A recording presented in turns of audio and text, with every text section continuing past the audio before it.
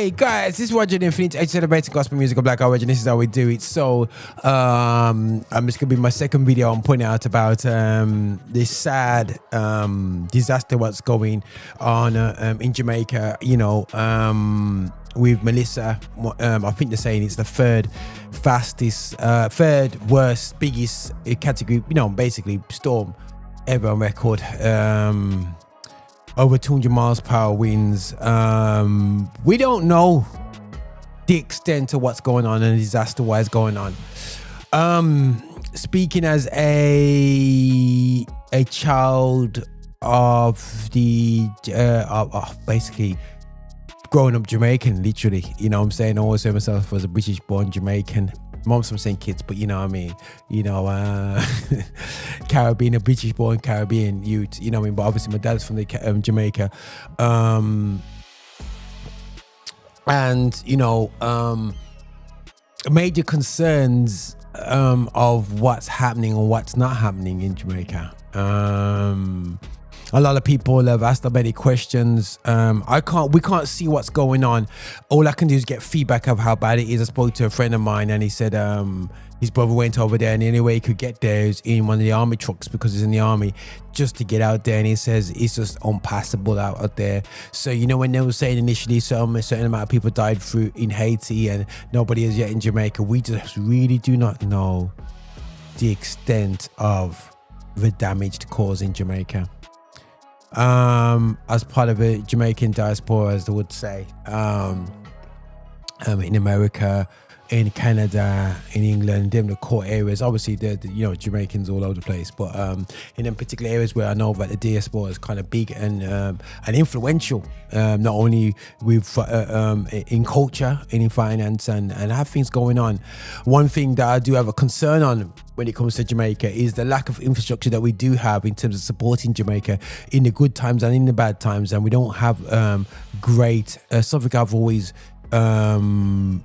complained about to many people is that it's amazing if I said to my father-in-law a few years ago, I'm not blaming him on whatsoever, I said to him as a generation of people from the Caribbean, I felt like we've been distracted by the trinkets of our success, so-called success, under a very thick glass ceiling in the UK, and we never, unlike some of our colleagues from other areas like the Indian people who came to this country, Pakistanis and Africans have come to this country and put back into their country and have to and fro's, and they're still embracing their culture. It shows the lack of what culture, you could say what slavery has done to us, in terms of a lack of identity and just wanting to be almost like a cuckoo bird and get used to what's around us, the trinkets of this world. We never developed business highways backward and forth. We just set up a system where we just chucked things and gave things and over to relatives that we've probably never seen in our entire lives, into the cinema barrel, cinema barrel, which is absolutely fantastic. But have we set up business? Have we developed infrastructure? Have we developed education, self-reliance, the ability to stay, yes, be in the UK, but to and fro and do great business in Jamaica? We owning hotels right now. Right now, hotels are basically empty in Jamaica because obviously of the disaster, obviously, naturally. So the people who got nowhere to live, why ain't they in them hotels? Because we don't own them. We don't own them. And if you're thinking that, okay, Roger, you know, people, was something that really, I did a little bit of research. England pledged, you know, usual 3 million, well, not usual, pledged some money towards the disaster. I believe it was about 3 million initially. Apparently it's going to go up to 5 million. Plus, England also invest into a fund for the Caribbean area with insurance for this part. So I'm going to go in on England, but I'm going to say what's happening there anyway. So yeah, if I could reap up to about 77 million pounds. But England has, let me just bring this up in front of me, over the Ukrainian disaster has plowed of humanitarian support, 1.2 billion. Now, bear in mind, I have no problem taking care of human beings. I don't care. I'm business. If you're in need, we come in and support. But I mean, you know me, and that's 1.2 billion. That's excluding the 5.3 billion of of loans, and also it's excluding 13 billion pounds worth of military weapons and all that business and whatever. And I'm not saying, and also 3.5 billion of export finance cover. Yo, if you're going to do that. Yo, that's fine with me.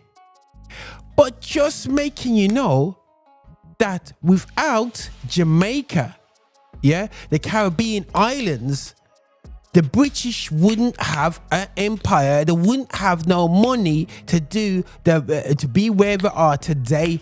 England is just an island with very little. But they built up a navy that took over the discovered world. And Jamaica is one of the part to take over. They made, I think at one stage, you know, you got talking about islands in the Caribbean. They were making over 3/4 of the GDP of the world for European countries at one stage. For tens to even over 100 years, the Caribbean was just feeding England to get to where it is. On top of that, when England was in trouble in World War II, Jamaica sent over the money in World War II. You know what I'm saying? A couple million. And on top of that, still, yeah, guys, I'm going, hold on a second. You just did 3 million. I'm hoping it will increase. You know what I'm saying? But again, people, this flips onto us as well. You know what I'm saying? People go, okay, all right, let's go back to the England thing. England also, the beaches in Jamaica are not owned by Jamaicans. A lot of it's to do with this government over here. So people says, oh, Jamaica's independent. How can you be independent if you don't own your own beaches? So the beaches are basically England. So why don't you really sort the land out, England? So for me, the 3 million is the insult. Yeah, I'm not saying you can throw. This is just about throwing money at situation. We need true people on the ground, and I hope over the next few weeks, us at Affinity Extra will be looking for people to sponsor and to get to support. This is not going to be a short-term fix. This is going to be a long-term development program, but we can turn this. I'm appealing to the diaspora to really turn this. Yes, I want to moan at England. Yes, I want to moan the fact that they still own the beaches in Jamaica still, yeah, and all this business, yeah, still, yeah. But at the end of the day, you know what I'm saying? Yes, they did leave Jamaica after independence and ran off with a new girlfriend called the EU, and then left the EU. Now they're stuck in no man's land, yeah, trying to beg a little bit of favors. But listen, apart from that factor, we need to step up as a diaspora. You know what I'm saying? Media platforms, the way we support things. Yes, there is a underground conversation happening. Who can we trust to give our money to? And that's not just a Jamaica thing, you know. Before you start, see black people, that's just corruption. Full stop when it comes to these disasters. Who can we give our money to that gets to the right people? My appeal is to the hotels that have empty spaces, safe spaces for people to live in. People are living in come on, man, get the people out into these hotels that are empty and work this out. So people, you know, I'm looking at, you know, Britain spending, how much they spend? We've only got the 3 million. Let me just tell you how much I spend. That's the madness on the Ukraine. Take Ukraine out of it. How much do they usually spend on disasters and stuff like floods and so on? They usually spend around about 1.5 billion a year on these things. They are saying that they're going up to about 7.5 million, which is great. But compared to 1.4 billion, this is the third in the top 3 of harshest, worst hurricanes of all time since the late 1800s or early 1900s, when records began. And you can show a man a change. Yo, you can tell still, but they're waving their flag also hard, the British Empire flag, you know what I'm saying? And people, you need to see the government for what it is, see what this country is and whatever. They love to take, but they don't want to give back. You know what I'm saying, or whatever. But again, it goes back on us. What have we developed to be self-reliant?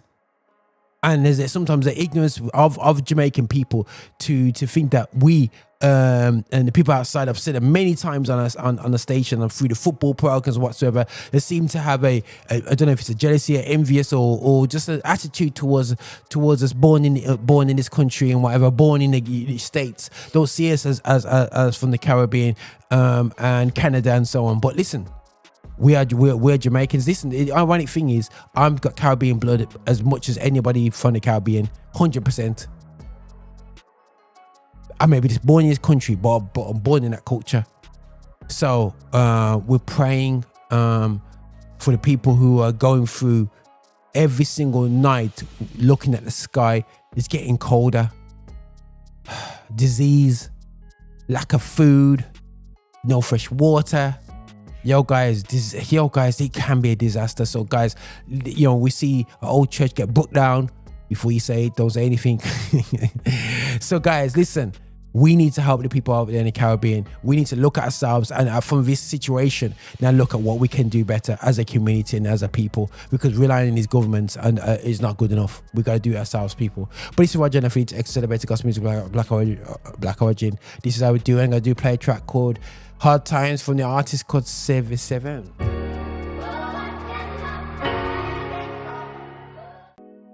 Hi, and thank you for watching. Make sure you subscribe, you like, and you comment, and make sure that you're sharing the videos and watching so much more. We have loads of content for you.